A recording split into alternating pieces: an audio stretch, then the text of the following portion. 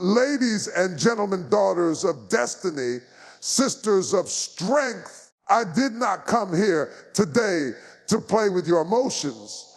I came to speak to the soul of the woman who knows she is anointed, but still under attack, who is favored, but still fighting, who is blessed, but still bleeding. Oh yes, I came for you because somewhere in the chaos of life, between the betrayal and the breakthrough, the pressure and the praise, we have forgotten the power of discretion. We've forgotten that some things, when exposed too early or too openly, can destroy what God is trying to develop. You see, a blessed woman is not just a woman who thinks she's a woman who knows when to hide them. Not because she's ashamed. Oh, no, but because she understands that covering is protection, that some things grow better in the dark. That even Jesus said, don't cast your pearls before swine, because what is sacred must never be treated as common.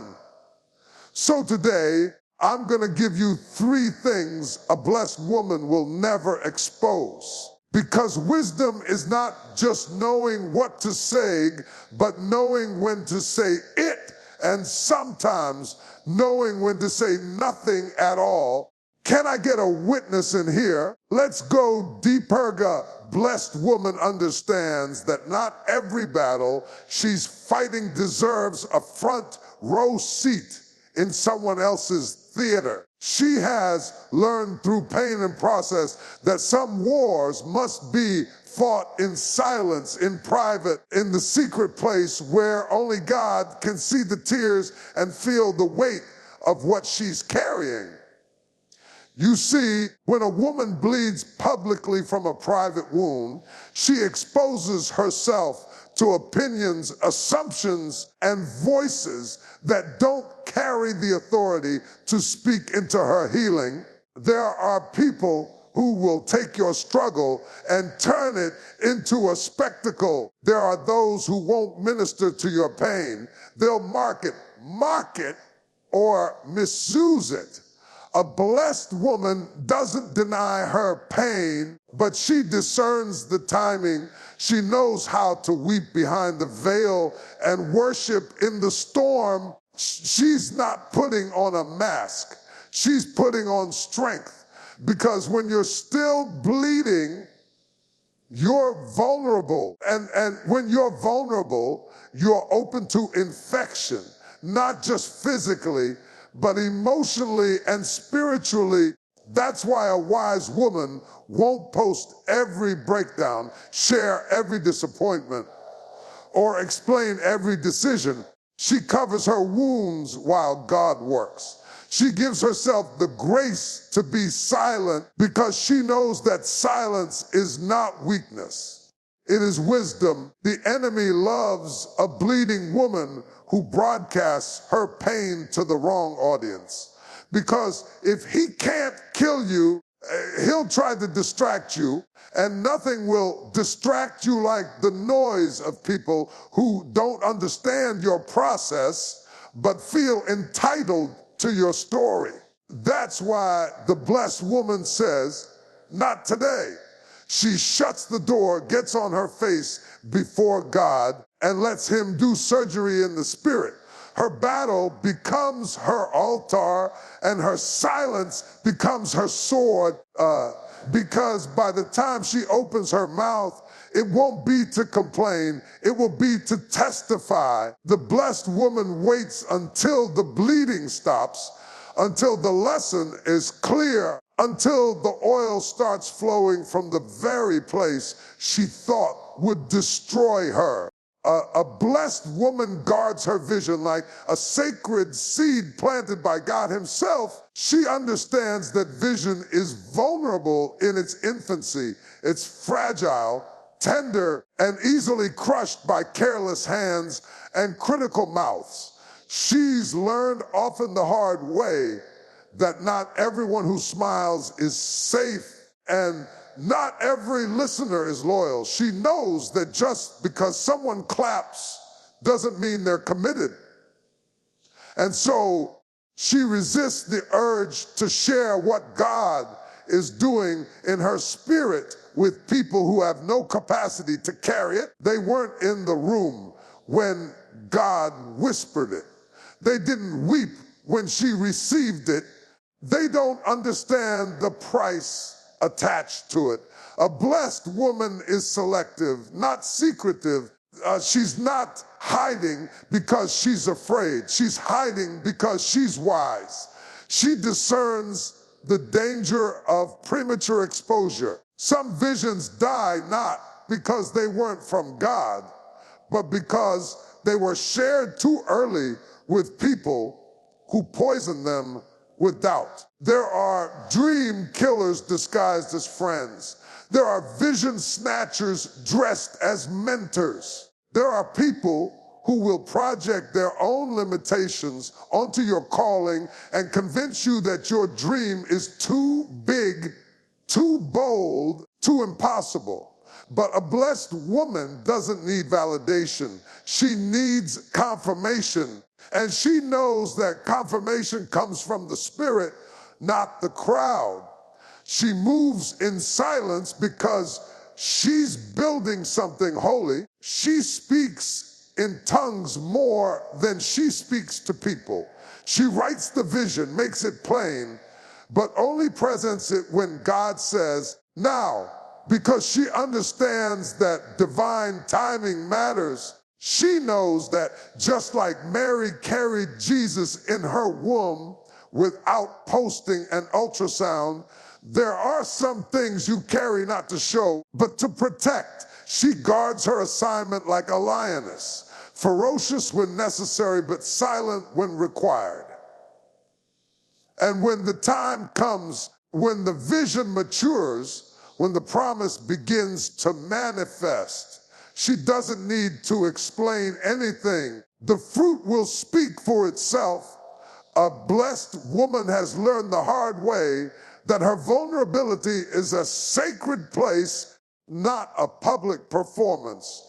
She doesn't hand the keys to her heart to people who are only curious, not covenant. She understands that when you expose your deepest wounds to people who aren't equipped to handle them, you turning your pain into entertainment.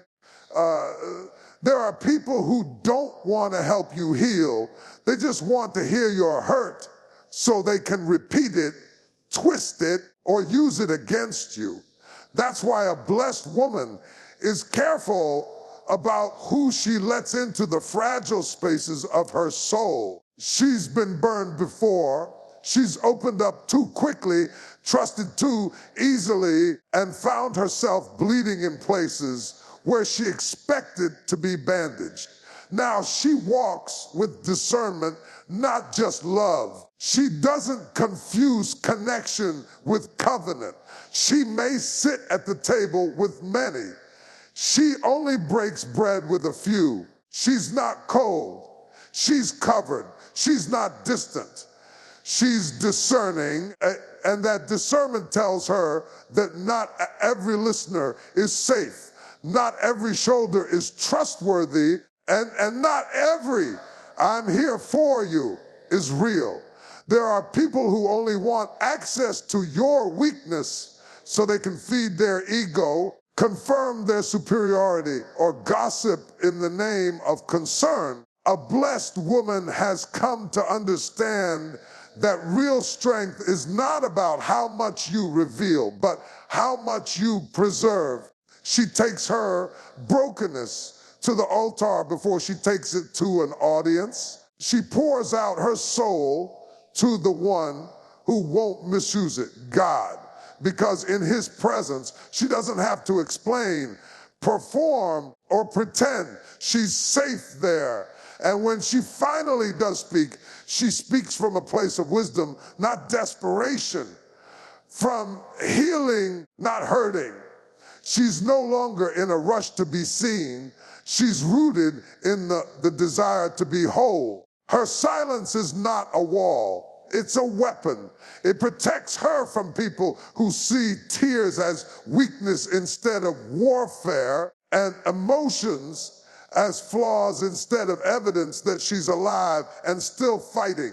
She saves her sacred places for sacred people. She doesn't spill her heart in rooms that lack reverence. She waits for divine alignment, for God-ordained conversations, for hearts that carry the fear of God and the honor of trust, because she knows that what's vulnerable is also powerful.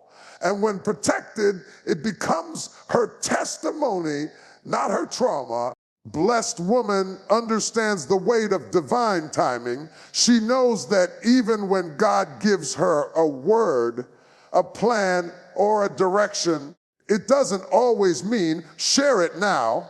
She's walked with God long enough to recognize that some moves require silence until the appointed time. Because the enemy isn't omniscient, he's observant. And when you speak too soon, you give him a blueprint to attack.